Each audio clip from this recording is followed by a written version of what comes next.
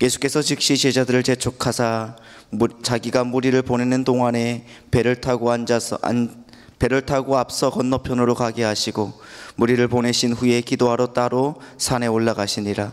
저물매 거기 혼자 계시더니 배가 이미 육지에서 술이나 떠나서 바람이 거스림으로 물결로 말미암아 고난을 당하더라. 밤 사경에 예수께서 바다 위로 걸어서 제자들에게 오시니 제자들이 그가 바다 위로 걸어오심을 보고 놀라 유령이라 하며 무서워하여 소리 지르거늘 예수께서 즉시 이르되 안심하라, 나니 두려워하지 말라. 베드로가 대답하여 이르되 주여, 만일 주님이시거든 나를 명하사 물 위로 오라 하소서 하니 오라 하시니 베드로가 배에서 내려 물 위로 걸어서 예수께로 가되 바람을 보고 무서워 빠져가는지라. 소리질러 이르되 주여, 나를 구원하소서 하니 예수께서 즉시 손을 내밀어 그를 붙잡으시며 이르시되 믿음이 작은 자여 왜 의심하였느냐 하시고 배에 함께 오르매 바람이 그치는지라. 배에 있는 사람들이 예수께 절하며 이르되 진실로 하나님의 아들이로소이다 하더라. 아멘. 인생을 살다 보면 험한 풍파가 참 많습니다. 제가 어렸을 때요, 가정예배를 드리면 항상 부르는 찬송가가 몇 장 있는데 무거운 짐을 나 홀로 지고 견디다 못해 쓰러질 때, 이 찬양 참 많이 불렀습니다. 어렸을 때 뭐 이렇게 무거운 짐이 많은지, 그래서 늘 하나님 앞에 이 어린 나이에요, 무거운 짐을 나 홀로 지고 막 이렇게 불렀습니다.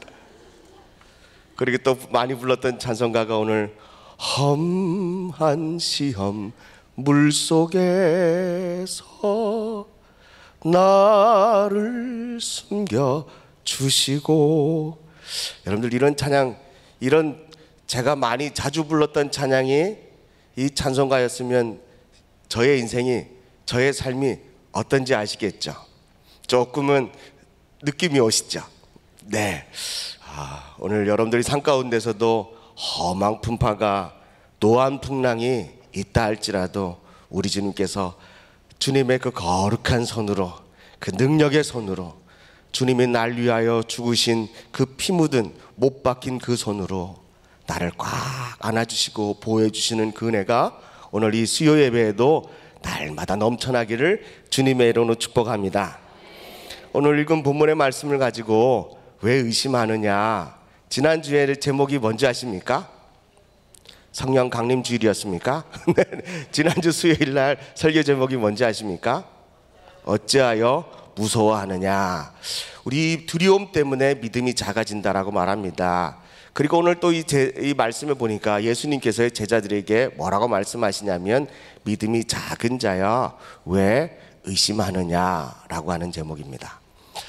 라고 하는 말씀을 주셨습니다. 그래서 저는 오늘 이 본문의 말씀을 가지고 믿음이 작아지는 그 이유에 대하여 두 번째, 의심이 우리의 믿음을 작게 한다라고 하는 말씀을 가지고 은혜를 나누고자 합니다. 마태복음 8장에서는 예수님과 함께 배에 올라서요, 풍랑을 거스려 가며 저 건너편으로 가는 그 풍랑 사건이 첫 번째 나옵니다. 그래서 지난주에 말씀드렸던 것처럼 예수님께서 믿음이 작은 자들아 왜 두려워하느냐라고 하신 말씀과 오늘 마태복음 14장은 또다시 똑같은 바다에서 똑같은 배 위에, 그런데 한 가지 차이점이 있습니다. 이번에는 예수님이 안 탔습니다. 예수님이 타지 않고 먼저 제자들을 먼저 배에 태워서 야 너희들 먼저 건너편으로 가라. 그리고 예수님은 뭐 하셨냐면 산으로 올라가서 기도하셨습니다. 근데 갑자기 그 풍랑이 찾아와서 제자들이 타고 있는 그 배에 큰 어려움과 고난이 시작되었습니다. 예수님께서 기도하시고 내려오시면서요, 그것을 보시고 예수님이 얼마나 마음이 급했냐면 수영하지도 않고요, 다른 배를 잡아서 다른 배를 이렇게 잡아가지고요, 뭐라 그러죠? 잡았다 그러나요? 배를 빌려가지고, 네네, 그 타지 않고요, 얼마나 급했으면 물 위를 걸어오셨다는 거죠. 여러분들, 물 위로 걸어오시는데 제가 볼 때는 빠른 걸음으로 걸어오셨을까요? 느릿느릿하게 걸어오셨을까요? 어쩜 그렇게 잘하실까요? 우리 주님께서요, 빠른 걸음으로 성큼 어디로요? 제자들이 타고 있는 그 배를 향하여 성큼성큼 가고 있는데 제자들이 그걸 보고요 기절초풍하는 거예요. 캄캄한 밤에 풍랑이 일어나서요 파도가 막 넘실넘실하는데 누가 보였다 안 보였다, 보였다 안 보였다.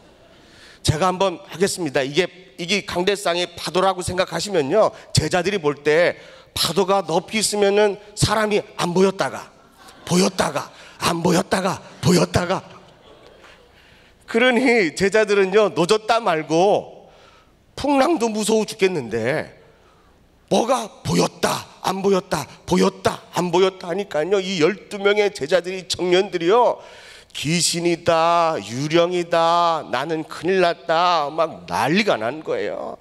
그리고 막 그 보였다 안 보였다는 그 사람을 향해서요, 사탄아 물러가라, 나 영광 마귀들과 싸울지라 제약 벗은 형제요. 네 그러면서요 막 사탄아 물러가라, 사람이면 오고 귀신이면 떠나가라. 여러분들 사람은 무리를 걸을 수 있을까요 없을까요? 제가 알기로는 통 못 걷습니다. 여러분들도 시험해 보셨겠지만 걸을 수 없습니다.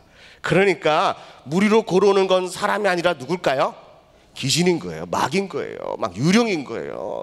얼마나 무섭습니까? 그 배 안에서요, 그 좁은 배에서요 12명의 제자들이 무서워서 난리가 났습니다. 그런데요 예수님이 더 빠른 걸음으로 성큼 다가오시더니 제자들에게 하신 말씀이 배에 올라타서 하신 말씀도 아닙니다. 얼마나 제자들이 화들짝 놀라서요, 제가 볼 때는 12명의 제자들이 배 밖으로 막 도망갈 것 같아요. 막 뛰쳐나갈 것 같아요. 유령이 막 다가오니까요. 여러분들 이해되십니까? 여러분들 어쩜 그렇게 해맑게 그럼 네네. 여러분들 그 상황에 여러분들이 한번 대보세요. 해맑나요?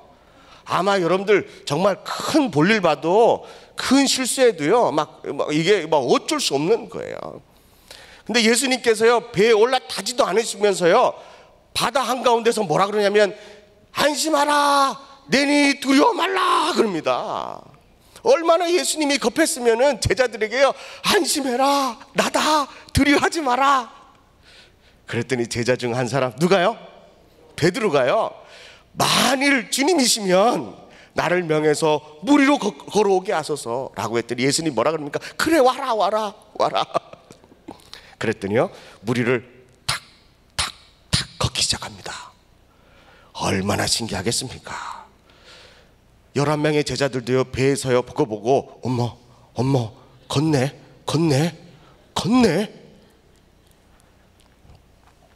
그러면서요 베드로도 놀라고 11명의 제자들도 놀라고.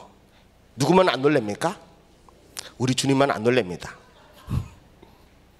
그런데 갑자기 불어닥치는 바람과 풍랑 때문에 베드로가요 그만 그거 보고 무서워서 빠졌습니다.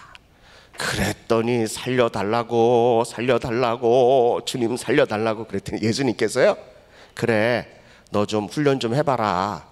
내가 그렇게 제자 훈련했는데도 너 왜 이러느냐. 그렇게 하지 않고 뭐라 그럽니까? 성경에 보니까 즉시로. 왜 즉시로 꺼냈을까요? 왜 즉시로 꺼내죠? 여러분들은 물에 빠지면 즉시로 꺼내는 게 나아요? 한참 있다 꺼내는 게 나아요? 입장을 바꿔놓고 한번 생각해 보세요. 정말 쉬운 답인데 네 얼마나 급했으면 예수님이 즉시로 꺼내겠습니까? 그러면서 예수님께서 베드로를 건져내시면서요 하시는 말씀이 믿음이 작은 자야 왜 의심하느냐라고 말씀하십니다. 여러분들 의심이 뭡니까? 의심이 뭘까요? 믿지 않는 거요? 믿지 않는 거는 불신입니다. 이해되십니까? 믿지 않는 사람은 의심할 자체가 없습니다. 그 자체를 믿지 않기 때문에 의심할 수가 없습니다. 그거는 불신입니다. 의심이란 뭡니까?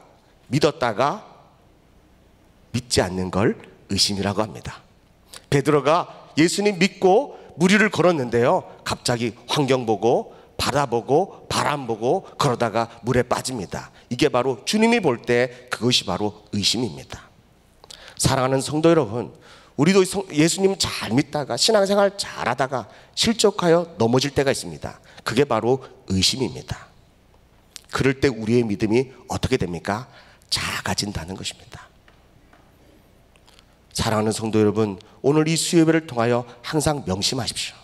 우리의 믿음이 작아지는 여러 가지 이유가 있는데, 말씀해 보니까 의심 때문에 믿음이 작아진다는 것입니다. 그러므로 저와 여러분들 삶 가운데 어떠한 험한 풍파가 와도, 고난 환난이 와도 저와 여러분들 마음속에는 절대로 의심이 자리 잡지 않기를 주님의 이름으로 간절히 축복합니다. 예수님께서요, 이렇게 무태서요, 제자들을 보시고 환난과 풍파 때문에 어려움을 당하는 걸 보고 주님이 가셨대요.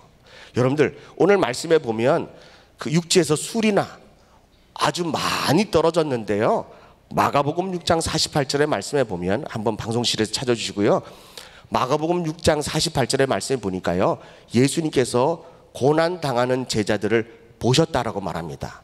마가복음 6장 48절 말씀을 한번 보시겠습니다. 마가복음 6장 48절. 자, 읽겠습니다. 시작.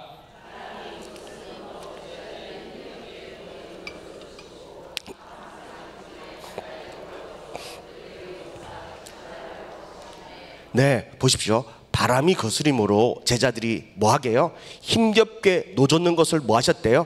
보셨다는 거예요. 근데 오늘 말씀에 보면 마태복음 14장 24절의 말씀에 보면, 오늘 본문의 말씀에 보면요, 배가 이미 육지에서 술이나 떠나서 바람이 거스림으로 물결로 말미암아 고난을 당했다라고 말합니다. 마태복음의 이 마태는요, 성경을 주님께서 주시는 영감으로 쓸 때에 그는 도저히 사람의 능력으로는 도울 수 없는 거리를 말하고 있다는 것입니다. 그런데 마가는요 뭐라고 고백합니까? 주님께서 고난 당하는 걸 보셨다라는 거죠. 그렇다면 우리 주님은 거리와 상관없이, 시간과 상관없이, 공간과 상관없이 항상 하나님은 저와 여러분들을 뭐하고 계시다고요? 보고 계시다는 거예요. 그걸 늘 명심할 수 있길 바랍니다. 늘 의식하고 살길 바랍니다. 주님이 나를 보시는구나. 고난당할 때에도, 고난당해서 정신없이 노젓고 있는 그 제자들의 고난당하는 모습을 우리 예수님은 보고 계셨다는 것입니다. 즐거울 때에도, 기쁠 때에도, 여러분들이 잘 됐을 때에도, 못 됐을 때에도, 힘들 때에도, 힘이 막 펄펄 남아 뛰고 돌 때에도요, 하나님은 항상 저와 여러분들을 보고 계시다는 것입니다. 그러므로 우리 마음속에는 주님이 항상 보고 계시기 때문에 우리 마음속에는 항상 무엇이 늘 이렇게 충만해야 합니까? 믿음이 충만해야 합니다. 왜 우리 마음속에 의심의 마음이 들어가느냐? 주님이 날 더 이상 도와주지 않는다라고 하는 그 마음의 의심 때문에 우리의 믿음이 점점점 작아지는 것입니다. 오늘 말씀해 보니까 베드로가 어떻게 했길래 그 좋았던 믿음이 어떻게 합니까? 다시 믿음이 작아졌을까요? 마태복음에 보면 이 풍랑 사건이 2번이 일어납니다. 그것도 12명의 제자들이 타고 있는 그 배에 똑같은 사건이 똑같은 바다에서, 똑같은 배에서, 똑같은 명수에, 다른 건 예수님이 탔느냐 안 탔느냐, 이 한 가지만 차이점이 있지, 시험도 바람과 파도, 장소도 바다, 그리고 시험을 일으키는 게 뭡니까? 바로 물결, 그리고 바다, 파도, 이겁니다. 여러분들, 이 2가지의 사건을 보면서 왜 예수님은 제자들에게 2번이나 똑같은 풍랑 사건을 허락하셨을까요? 왜 그랬을까요? 왜 그랬을까요? 저는 이 본문의 말씀을 준비하면서 우리 주님이 해결되지 않으면, 이 풍랑 사건을 통하여 믿음이 해결되지 않으면 똑같은 걸 또다시 반복하시는구나 라고 하는 겁니다. 여러분들의 인생에 풍랑 사건이 일어나면, 환난과 어려움이 일어나면 그 고난과 역경을요 뛰어넘고 이기셔야 합니다. 반드시 이기셔야 합니다. 그러지 못하면 똑같은 사건이, 똑같은 고난이 똑같은 테스트가 우리에게 또 주어집니다. 여러분들, 이 테스트를 언제 끝납니까? 요한복음에 보니까요, 베드로와 제자들이 다 예수님 죽으시고 난 이후에 나 고기 잡으러 간다 라고 하면서요, 다 고기 잡으러 떠났습니다. 그리고 예수님께서요, 갈릴리 바다에 그 모래사변에서요, 이렇게 떡을 구워가면서요, 부활하신 예수님께서요, 제자들에게 뭐라고 말하냐면, 야, 니네 몇 마리 잡았냐 라고 또 배 위에서 주님이 부르십니다. 그 이후로는 예수님이 제자들에게 이 풍랑 사건의 테스트를 다시는 하지 않습니다. 여러분들, 이기십시오. 어떠한 환경이 있든지 간에 지금 받고 있는 고난을 이겨내야지만이, 그리고 믿음으로 승리하셔야지만이 또다시 그 고난을, 테스트를 받지 않는다는 사실을 꼭 명심하기를 주님의 이름으로 축복합니다. 옆에 분들에게 인사하겠습니다. 알겠지?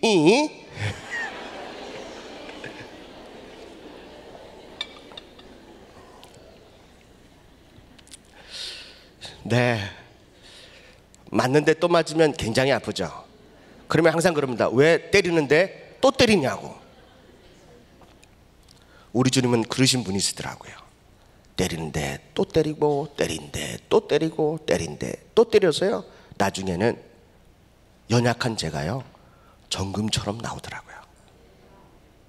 왜 우리 주님이 계속해서 반복하여 우리에게 테스트를 하십니까? 우리가 정금처럼 나오기 위해서요. 베드로의 마음속에 의심이 생기는 몇 가지 이유가 있는데, 그 첫 번째가 바로 무엇을 보느냐라는 겁니다. 무엇을 보느냐.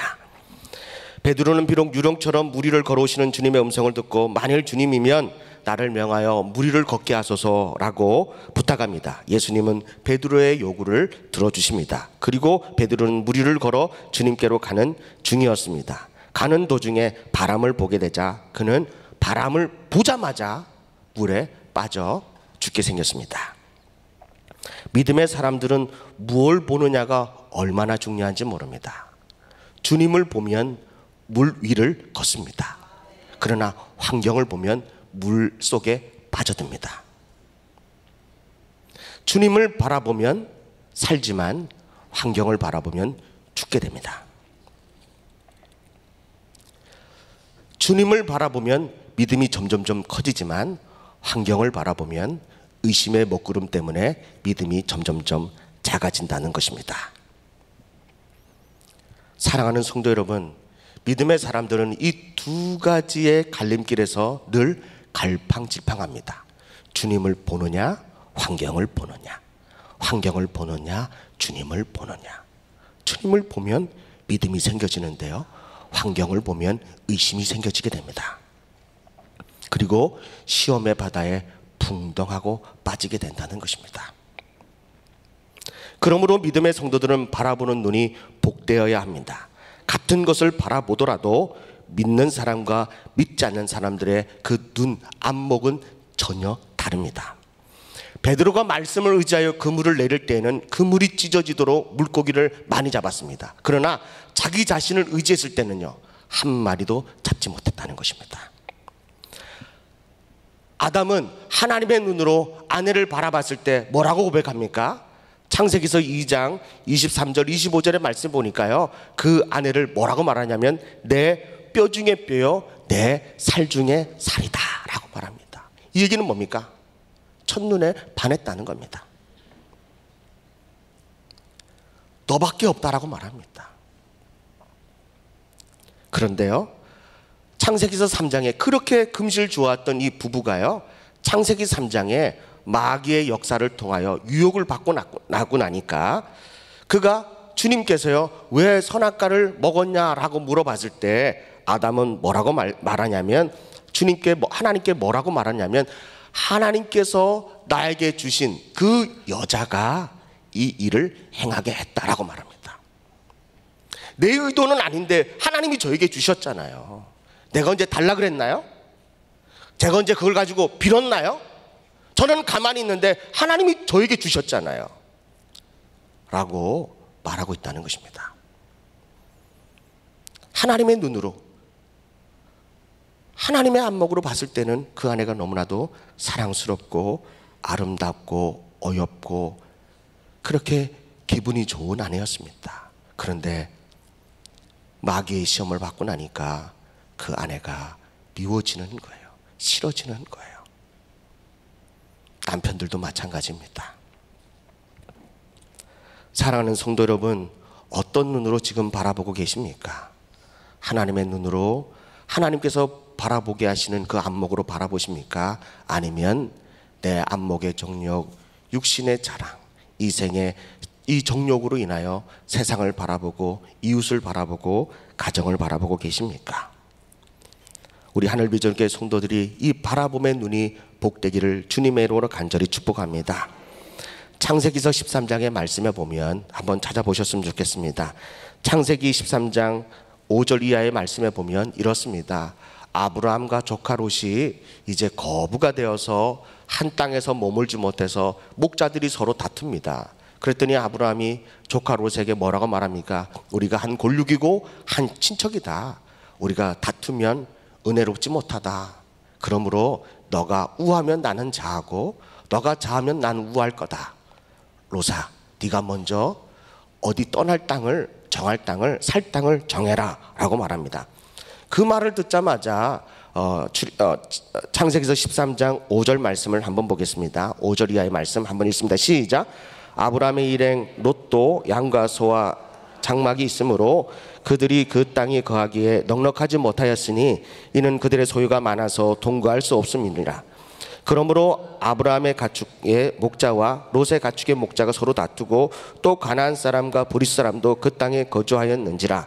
아브라함이 롯에게 이르되 우리가 한 친족이라 나나 너나 내 목자나 서로 다투게 하지 말자.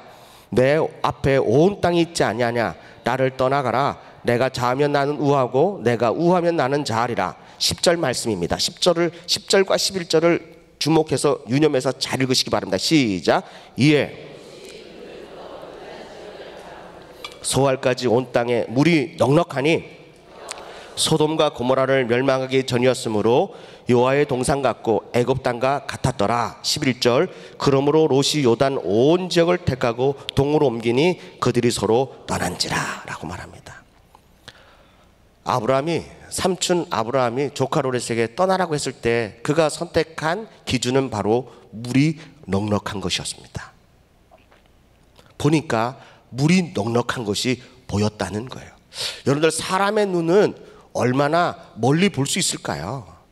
그런데 이 롯은 한 치 앞도 알지 못하는 우리의 인생의 그 눈을 가지고 그 소돔과 고모라 땅을 바라봤더니 그 땅이 여호와의 동산 같고 애굽 땅과 같이 좋아 보였다는 것입니다. 여러분들, 애굽 땅이면 애굽 땅이고 여호와의 동산이면 여호와의 동산이지 여호와의 동산 같기도 하고 애굽 땅 같기도 하였다라고 하는 것입니다. 롯의 선택을 잘 보십시오. 이렇습니다. 하나님이 좋기도 한데 세상도 좋다라고 하는 겁니다. 이것은 믿음의 사람이 아닙니다.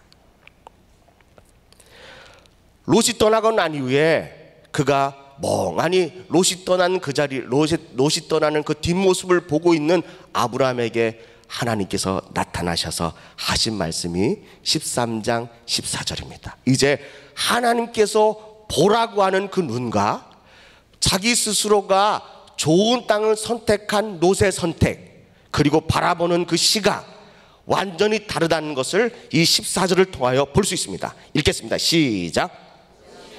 떠난 후에 여호와께서 아브라함에게 이르되 너는 눈을 들어 너 있는 곳에서 북쪽과 남쪽과 동쪽과 서쪽을 바라봐라. 할렐루야. 여러분들, 우리는 한 곳밖에 보지 못합니다. 물이 넉넉한 땅, 물이 넉넉한 거, 이거 하나밖에 바라보지 못합니다. 그런데요, 하나님께서 아브라함에게 뭐라고 말합니까? 너는 눈을 들어 너 있는 곳에서 북쪽과 남쪽과 동쪽과 서쪽을 바라보라고 말씀하십니다. 주님이 바라보라고 하시면 우리는 사방으로 볼 수 있는 영안이 열려지는 줄로 믿습니다. 믿음이 없으면 우리는 하나밖에 모릅니다.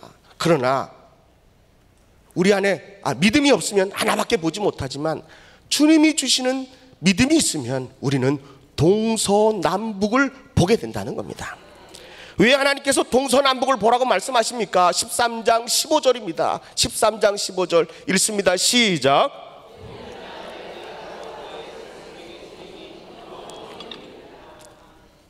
롯은 물이 넉넉한 땅을 선택하고요, 그 지역으로 옮겼는데 몇 대가 그 지역에서 살았습니까? 소돔과 고모라 땅에 롯이 몇 대가 살았습니까? 1대밖에 못 살았습니다. 그것도 살다가 다 망하고 쫓겨났습니다. 여러분들, 우리가 보는 눈은 그렇습니다.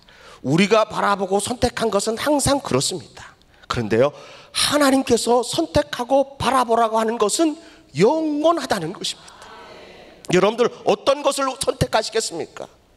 믿음 없는 눈으로 선택해서요, 그냥 여러분들 한때 두 때만 살고 그냥 그곳에서 빈몸으로 쫓겨난 인생을 살기를 원하십니까? 아니면 비록 지금은 물은 없지만 동서남북을 바라보면서 주님이 나에게 주시는, 그 후손들에게 주시는 영원한 그 땅을 약속하시는데 여러분들 그걸 선택하시겠습니까?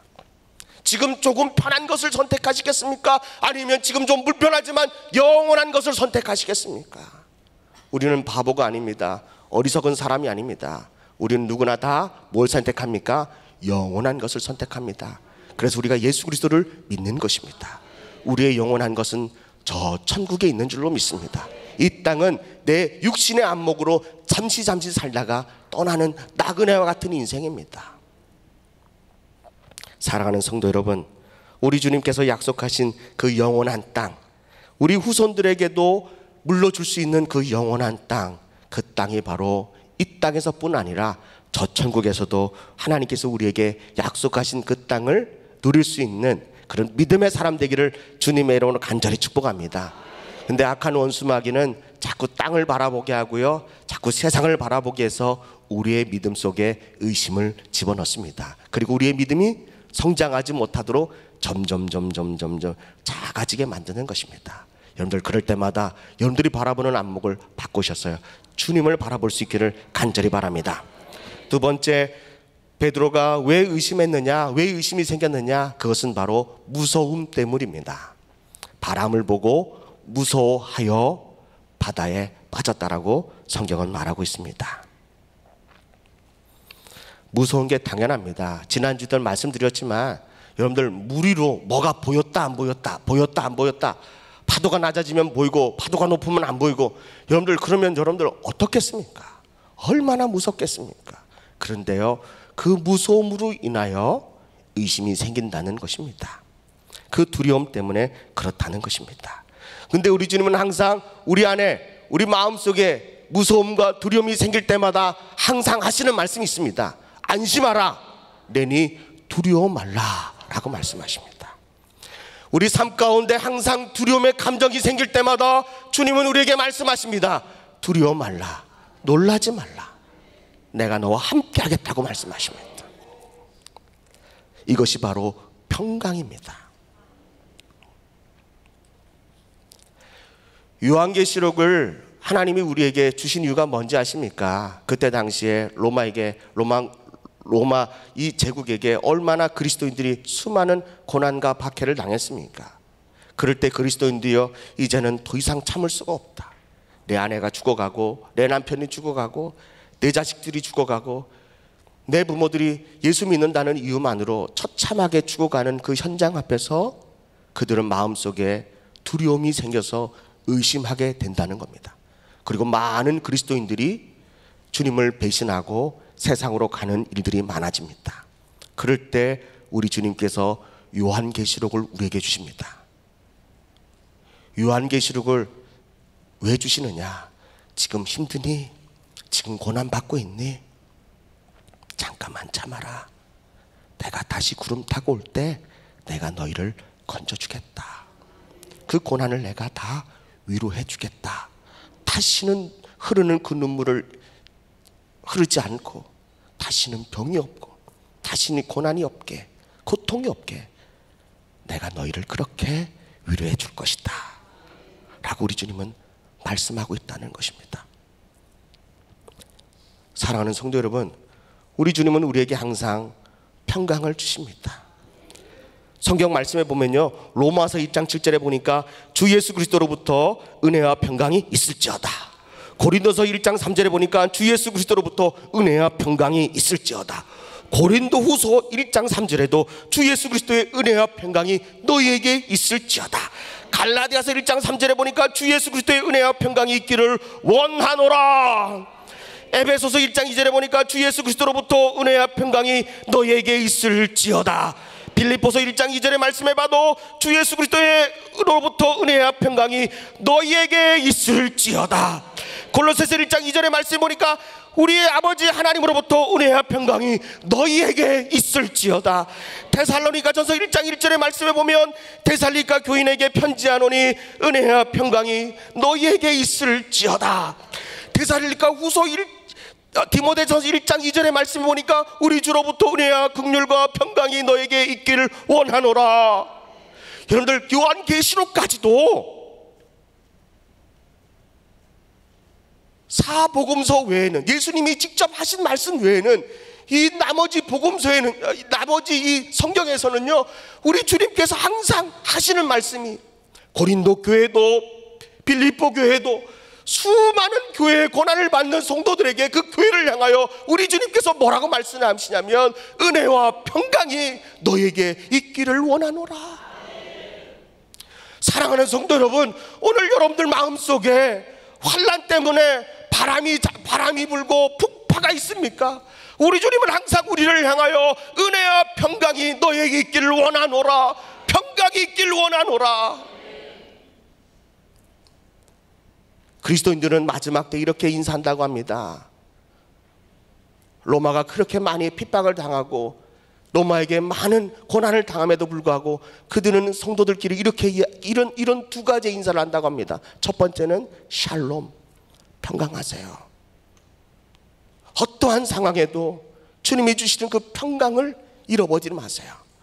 사자굴에 있어도, 내 온몸이 찢어지도, 내 자녀가 잡혀가서 고난을 당해도 샬롬하세요. 샬롬하십시오. 그리고 두 번째 인사가 마라나타입니다. 주 예수여 어서 오시옵소서. 이 시대에 살아가는 우리들에게도 동일한 인사가 필요할 것 같습니다.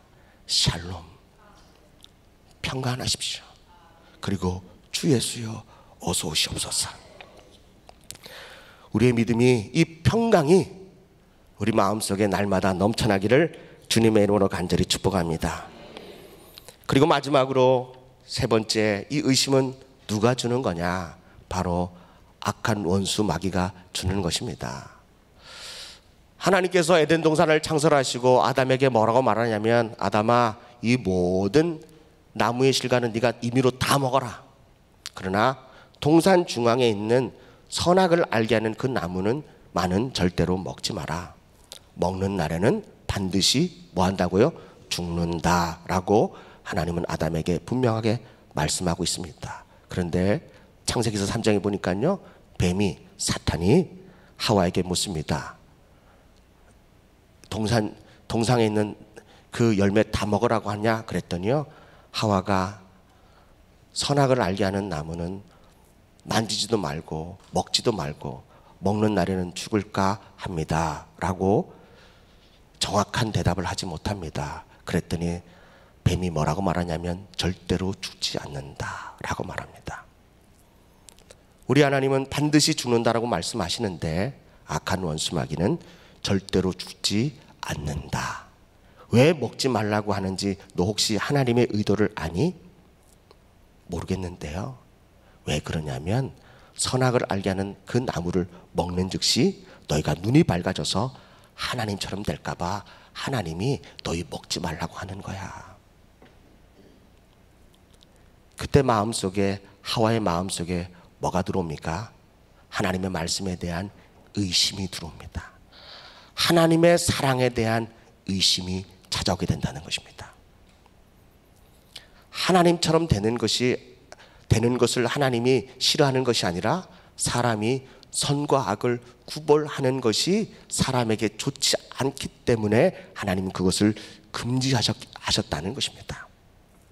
그런데 하와는 하나님의 그 사랑, 하나님의 그 진실하신 넓으신 사랑, 그 하나님의 그 의도를 의심하기 시작합니다. 이것은 바로 사단이 주는 것입니다. 우리 사랑하는 귀한 성도들이 꼭 명심하십시오. 마음속에 하나님에 대한 사랑이 의심이 생길 때 그것은 바로 악한 원수 마귀가 주는 것입니다. 그러므로 그것을 싸워 이기셔야 합니다. 물리치셔야 합니다. 그래, 맞아. 내가 그럴 줄 알았어. 하나님이 그런 줄 알았어. 하나님은 나를 안 사랑하셔. 옆에 있는 저 사람만 사랑해 라는 마음이 들 때에 그것조차도 여러분들 하나님을 향한 의심을 악한 원수 마귀가 주는 것입니다. 하나님은 저도 여러분들도 다 사랑하십니다. 그런데 또 말씀 전하겠지만 하나님은 다 사랑하시지만 무슨 말을 할까요? 다 사랑하는데요, 사랑하는 방법은 다 다릅니다. 사랑하는 방법은 다 다릅니다. 옆에 있는 성도를 사랑하는 것처럼 나를 사랑하시는 분은 아니십니다. 하나님은 나에게 맞는 맞춤형 사랑을 하시는 것입니다. 그러므로 우리 마음속에 의심이 생길 때마다 물리칠 수 있기를 주님의 이름으로 간절히 축복합니다. 이제 결론의 말씀입니다. 이 두 가지 말씀을 항상 명심하십시오. 야고보서 1장 6절부터 7절 말씀, 8절 말씀, 너무나도 많이 아는 말씀인데도 불구하고 우리가 이 말씀을 야고보서 1장 6절로 8절 말씀, 결론의 말씀으로 한 두 절 말씀을 읽고 마치겠습니다. 읽겠습니다. 시작.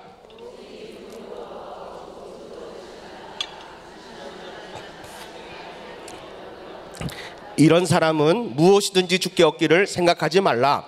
두 마음을 품어 모든 일에 정함이 없는 자로다. 여러분들 마음속에 의심이 있으면 주님께 아무것도 얻지 못한다는 것을 기억하십시오. 무리를 걷다가도 의심하는 그 한순간 더 이상 베드로는 뭐 할 수 없습니까? 무리를 걸을 수 없다는 것입니다. 믿고 나아갔는데, 믿고 기도하고 있는데 마음속에 의심이 딱 들어오는 순간 아무것도 얻을 수가 없다는 것입니다. 그러므로 얼마나 억울합니까? 얼마나 속이 상합니까? 우리가 여태까지 어떤 마음으로 믿음을 지켜왔는데요, 그 의심 한 방에 모든 것이 다 사라진다니요. 여러분들, 이 의심을 날마다 경계하기를 축복합니다. 그리고 마지막으로 다시 한번 찾아볼 텐데요, 요한복음 20장 29절 말씀.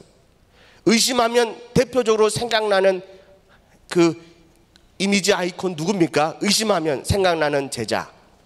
네네네, 도마입니다. 우리 주님께서 도마에게 뭐라고 말씀하셨냐면 20장 29절입니다. 시작.